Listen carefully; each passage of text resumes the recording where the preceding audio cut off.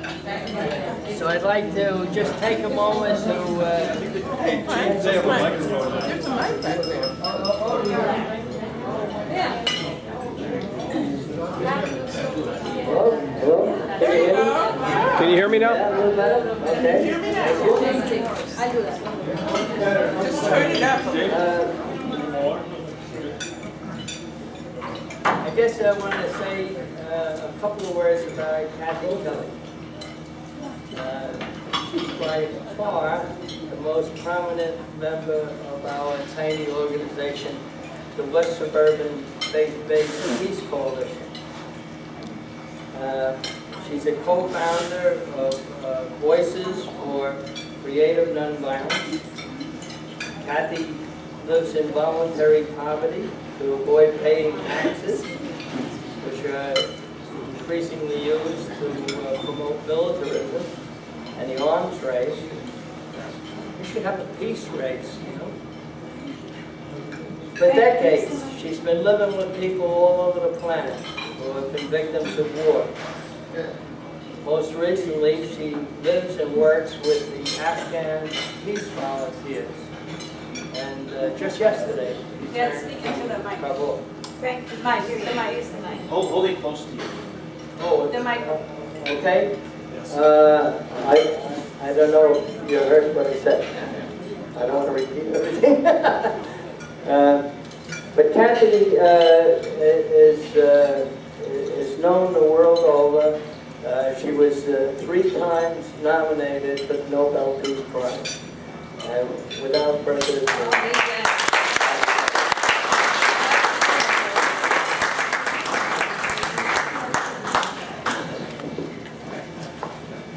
So good afternoon.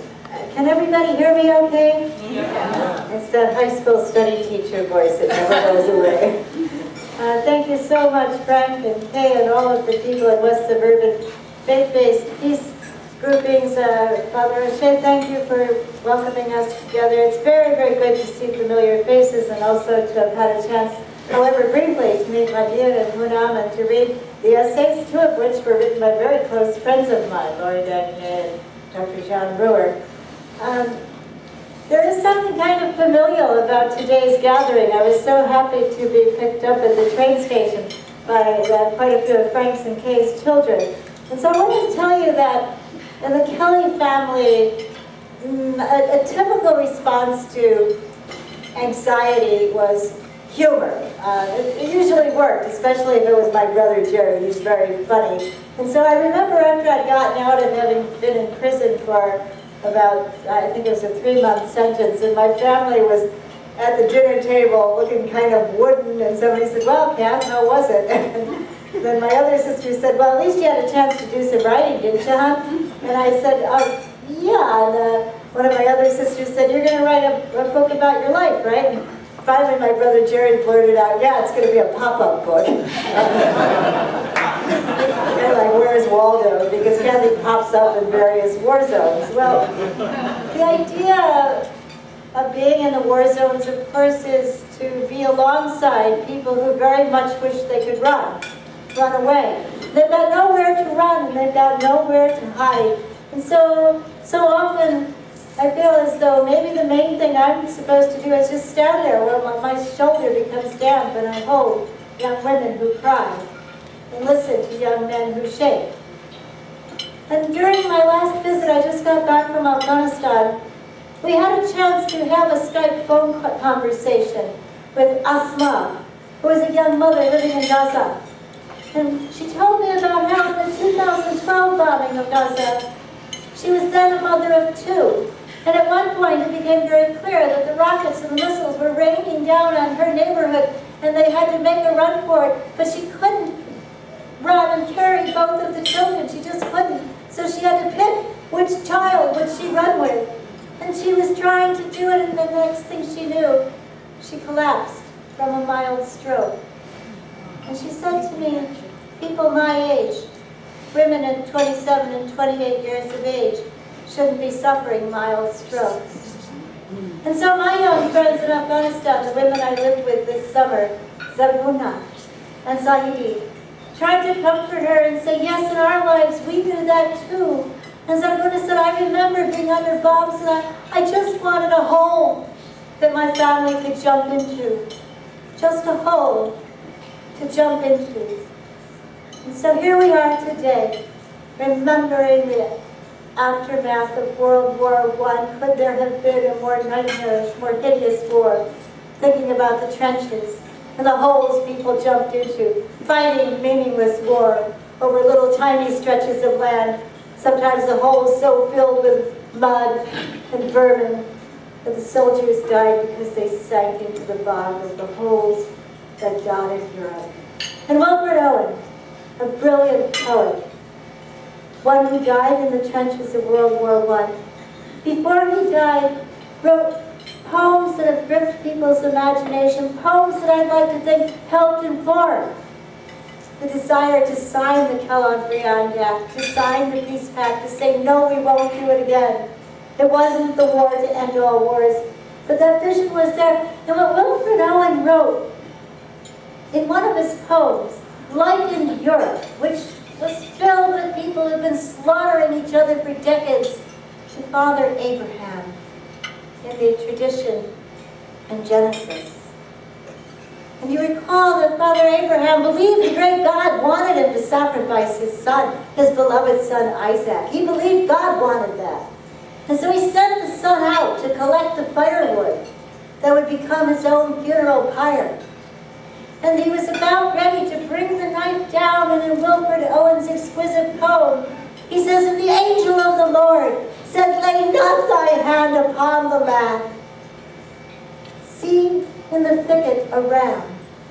Offer the ram of pride instead. But the old man would not so, and slew the son, and half the seed of Europe, one by one. The old man would not sow, and slew the son, and half the seed of Europe, one by one.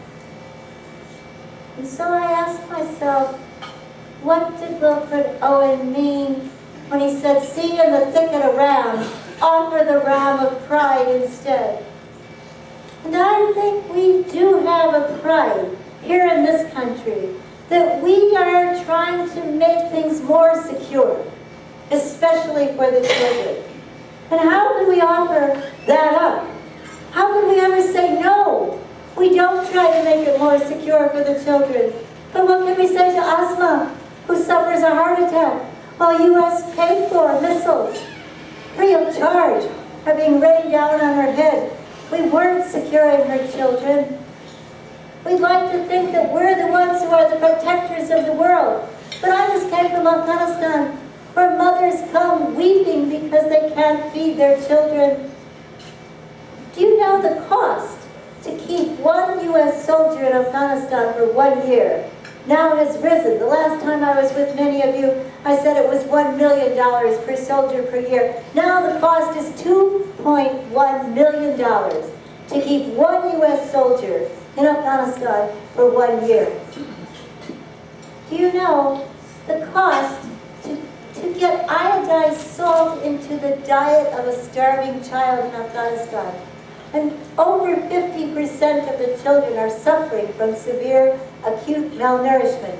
The cost to get iodized salt into their diets, the salt that would help them fight against brain damage while they go through their young lives never getting enough to eat, the cost would be 5 cents per child per year.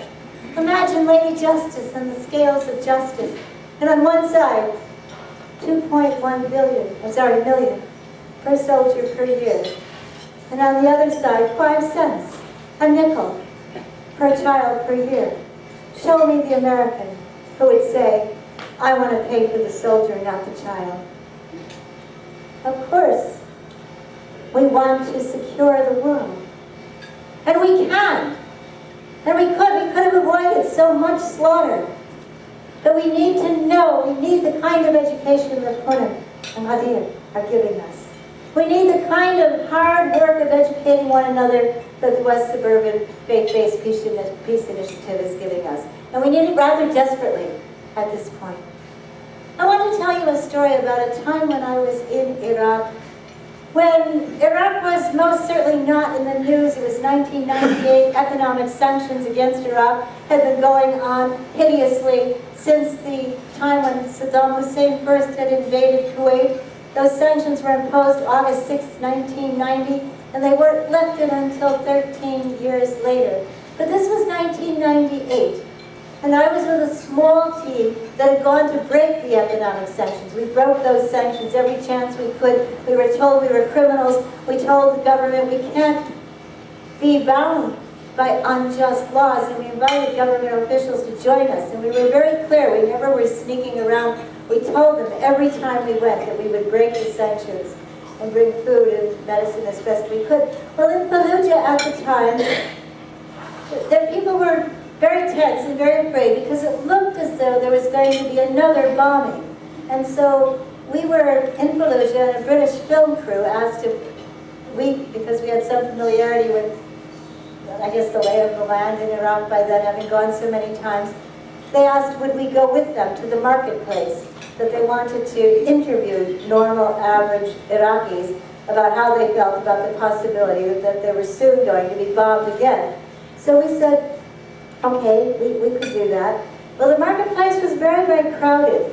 And even though we had leaflets, our leaflets were quickly taken, and I got separated from the rest of the group. And I was in the middle of a circle of people who were shouting, and my Arabic wasn't that great, but I knew that they were quite angry, and I thought, uh-oh, this is what mob action looks like. And I'm not very tall, and I couldn't see where the film crew was or where anybody I knew was. And one man came directly in front of me, and he was livid.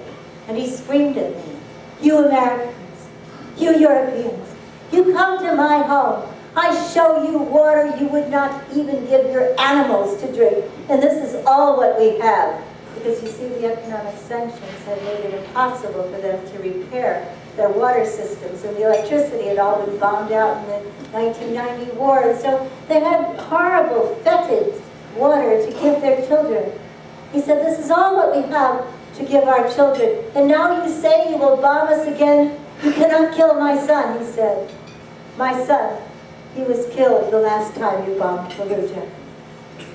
And then, as I remembered, I'm sorry.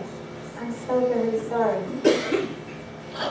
It's as though he had different lenses in his eyes. And he looked at me and he said, "No, madame, you are too tired. You come with me. I get you tea." And the next thing I know, he was steering me through the crowd. And we were at a little tiny tea shop.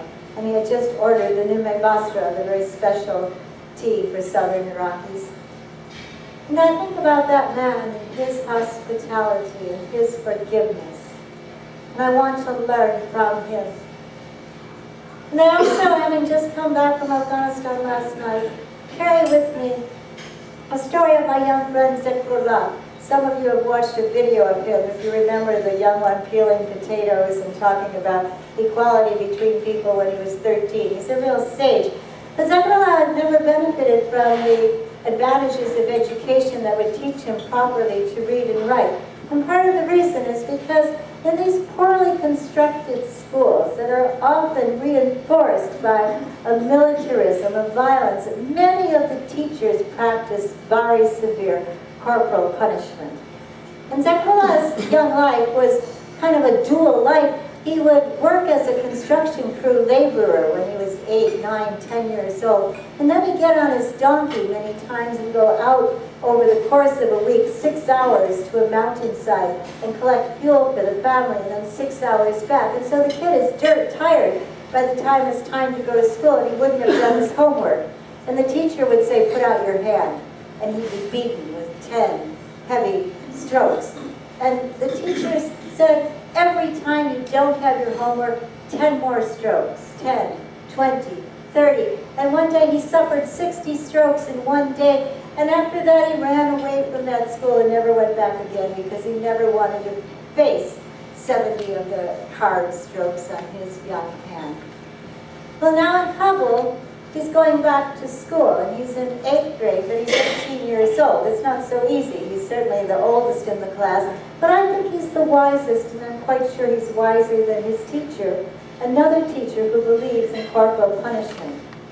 Now it happens that the Afghan peace volunteers, over these years of interaction with people from the United States, an interaction that many of you have enabled and your generosity, have gotten to know a lot about climate and climate change and global warming. And Zekrullah has watched every segment of the BBC Blue Planet series. He's fascinated by these questions. He really knows his stuff. The teacher who's teaching him a course on climate knew that Zekrullah knew all of the answers and quite a bit more. But there were other students who weren't doing their homework, and so the teacher lined those students up so that the corporal punishment, this vengeful punishment, would be delivered, and all of a sudden Zekrullah is in the line. And the teacher was befuddled. Why is Zekrullah part of this line? He does his homework.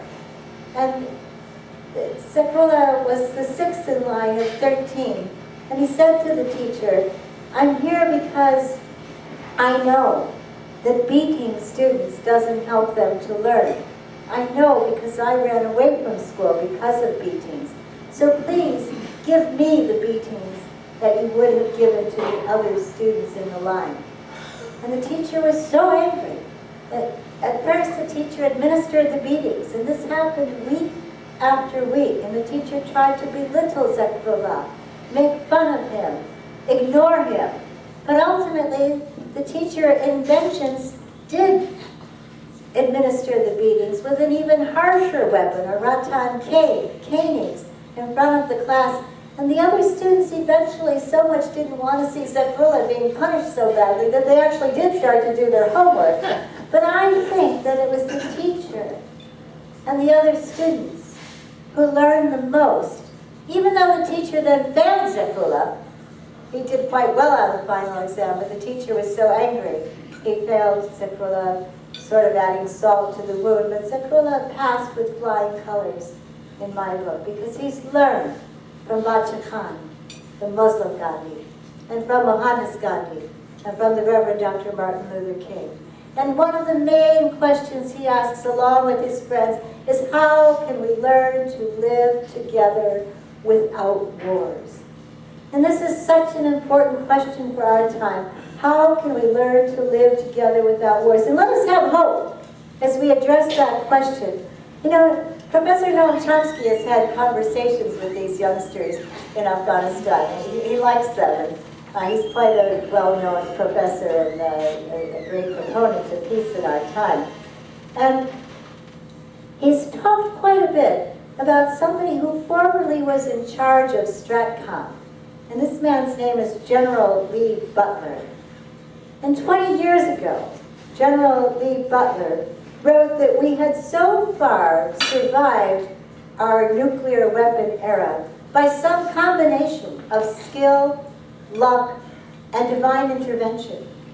And he suspects the latter in greatest proportion.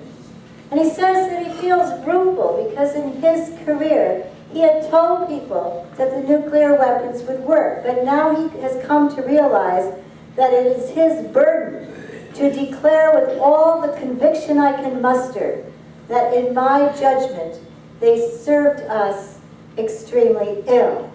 And then he asked, by what authority do succeeding generations of leaders in the great power states like the United States and the UK, by what authority do these nuclear weapon states assert the power to dictate the odds of continued life on our planet? Most urgently, he continues, why does such breathtaking audacity persist at a moment when we should stand trembling in the face of our folly and united in our commitment to abolish its most deadly manifestations? We should stand trembling in the face of our folly, united in our commitment to abolish its most deadly manifestations. And so I think about the idea of my brother Jerry's pop-up joke. And maybe it's coming, that time when the peacemakers are popping up unexpected, unanticipated, uncontrollable, when that peacemaking urge will become so strong, as has happened in the abolition of slavery, as has happened, if this was 20 years ago, the people who own this fine restaurant would certainly have put out little black plastic ashtrays and there would be a miasmic cloud of smoke up at the ceiling, and every fourth one of you, and maybe the speaker, would be smoking cigarettes. You wouldn't dare. Times have changed. We can be glad about that. We could possibly be getting closer to that time when the rising of peace would come, when we'll look in the mirror, when we'll honestly say, no, we're not protecting the security of our children and our grandchildren. In fact, we're handing off an unbearable world with frightful suffering. A time may be coming when we'll be ready to shoulder our adult responsibility and be able to say to Asma, to Zarguna, to Zekrola, we want to build that better world.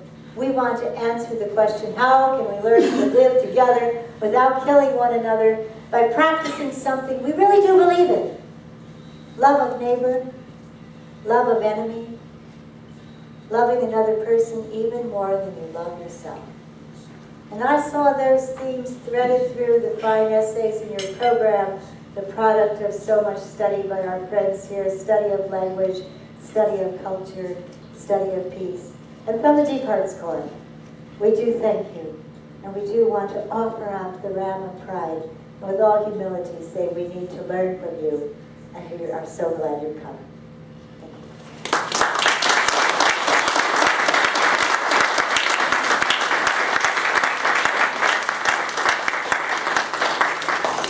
Thank you so much, Kathy.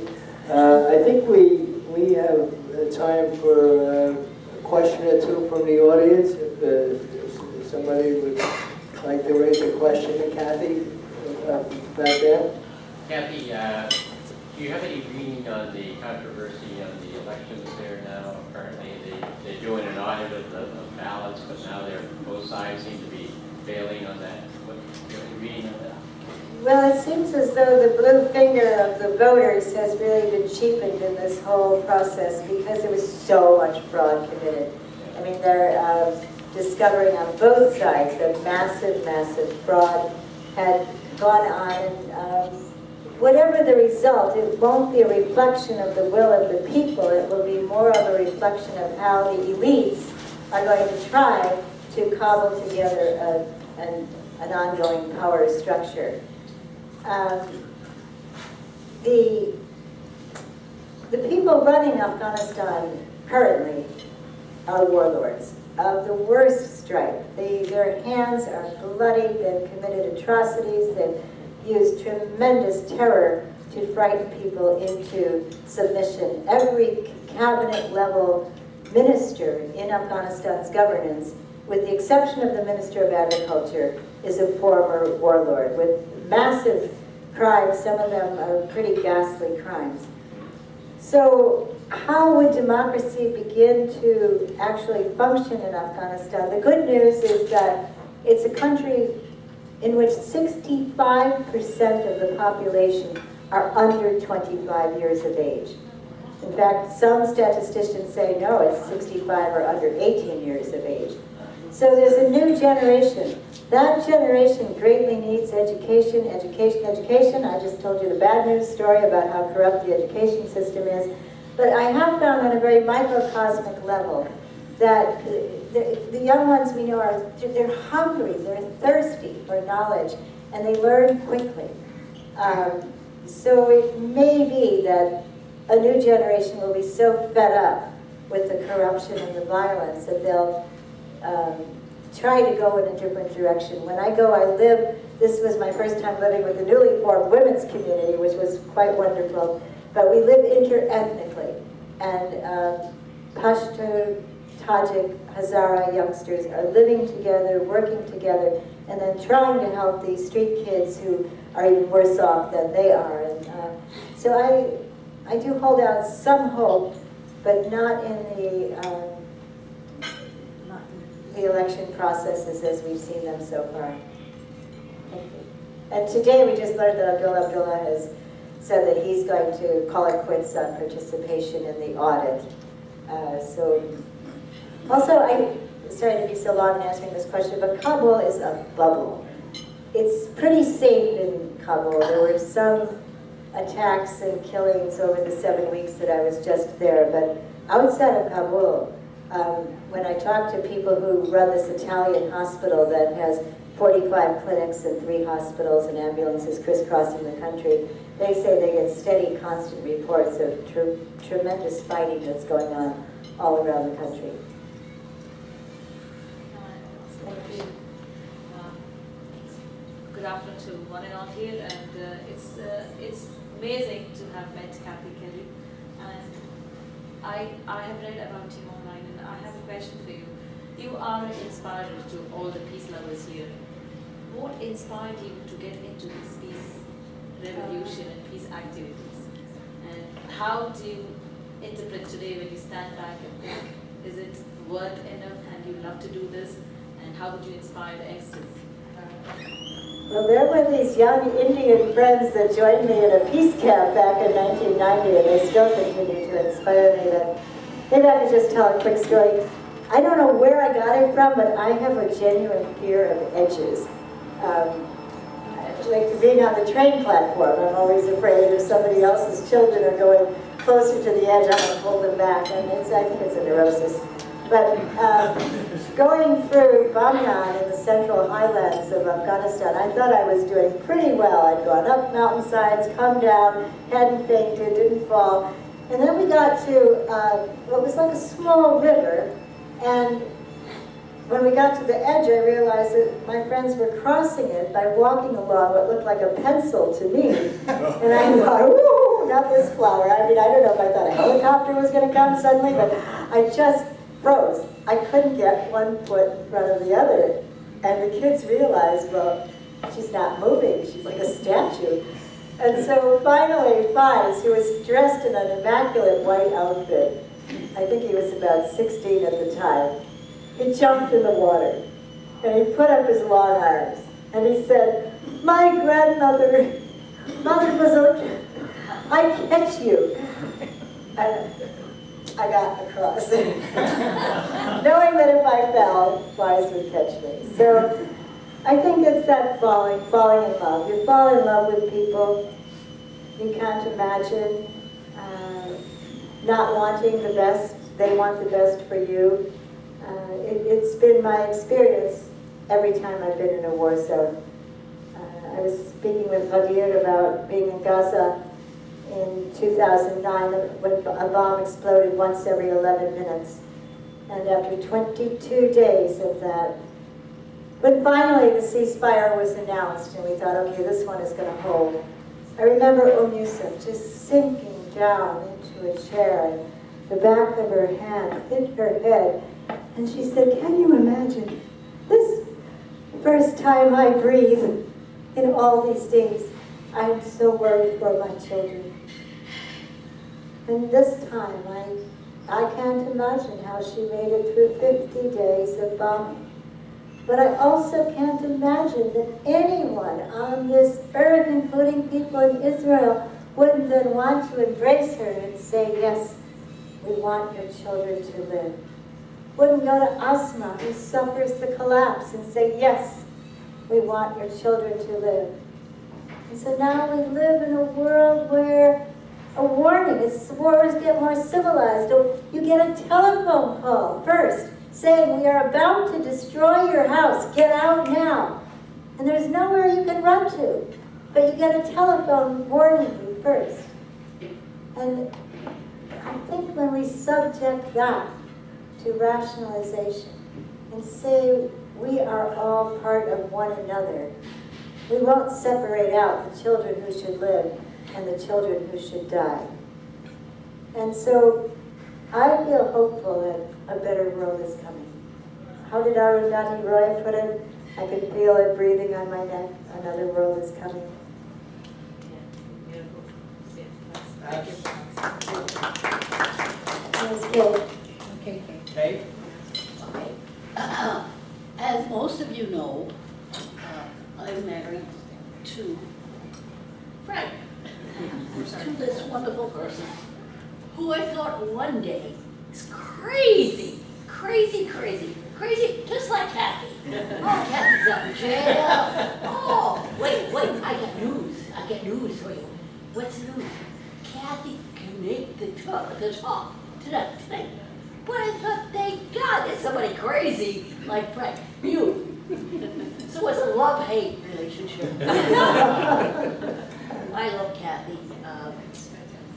I one time did think she was a little crazy, just like Frank.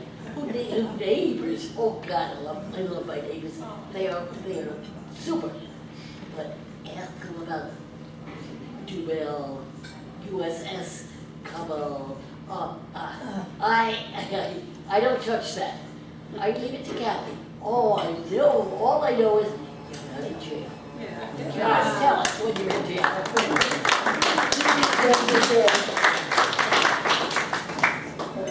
Is that it? Okay, one last question, Guy. First, Kathy, I want to say thank you so much for your words, and I am so impressed with an individual has the courage to do the kinds of things you've done. But as I listen, one thing always bothers me, and I never hear it addressed, to my satisfaction anyway, and that is throughout history, there are people, groups or individuals who have got it in their mind to conquer the world at one bit of scale or another. And they ignore any sense of decency. They sign peace treaties, which are immediately ignored. You know, Hitler's the biggest, most obvious example of that, but there are others as well. And I'm wondering that other than war, how do you deal with a force like that, where if you try to make peace, all he does is kill those around you if you also want to make peace? Well, certainly one strategy is to ban the weapon makers from profiting from selling weapons all around the world. Another is to ease the afflictions that sometimes create the populations who will say, yes, we are so afflicted, we will fight because we don't have anything else that we can do in order to make a living or earn a living or find security for our families. So the more that we can isolate the war makers, the more that we can convince people not to serve the war makers, the better off we will be. I think that the United Nations held forth some hope, but at the same time as it was being formed, there were also formations through the International Monetary Fund and the World Bank to protect the profiteering of the elites. So the other thing that I think is necessary is to recognize that nonviolence and pacifism isn't just about whether or not you shoot when you're in a more powerful place. Who's ever going to give me a gun? What kind of a pacifist am I if I say, oh, I won't shoot a gun, big deal. But I think if our questions are, how can I live more simply? How can I share resources more equitably? How can I clearly be preferring service to dominance? And if we can hope the pendulum swings in a way that makes answers to those questions important and even popular in a younger generation, and we reach a point when people really want to share resources equitably and would even feel embarrassed or kind of almost likely to be ostracized if they were flamboyantly showing off how much more of the pie they had while other people starved. If we reach a point where people so crave saving the planet from our overconsumption and our overpollution and our recklessness, then we might just see a younger generation leading us in a different direction. It seems unthinkable, I know, given the history of so many warlords being able to prevail and have their way. But there are quite a few Catholics in this room. And just today, a deacon from Michigan on David Swanson's website has a very good article about whether or not the Catholics could push, really push, to say, you know, that just war theory just doesn't work. and say abolish all wars, as the Kellogg-Briand Pact tried to do. Abolish all wars, because as soon as you leave room for that one war, which is okay, then the gig is up. So I think a united stance to say we want to abolish all wars. I'm grateful that Kay is happy that I'm out of jail. I am going to prison. I'll probably go for a 6-month sentence coming in the late fall. And that'll be my chance to, in a sense, go to another war zone, because we have been making a war against the poor in this country. And you understand it better when you're inside the prisons and you're with the people who have been filling the courtrooms and filling the jails for decades now and have not benefited in any way from a fair slice of the pie in our country. It's a learning I need. I crossed the line at the Whiteman Air Force Base to protest the drone usage. So I think I knew I needed to say, how can I try to do something further, given where I am in time and space, that might help me be more of a part of the effort to put an end to war. And so we can all stretch. And by stretching, always, always include that stretching of putting our arms around one another in brotherhood and in sisterhood, as you've done in this movement, in this community so beautifully. Keep that up. Give yourselves all a pat on the back. Thank you so much. We're all here to be inspired by Kathy, and she never, ever lets us down. Thank you so very much.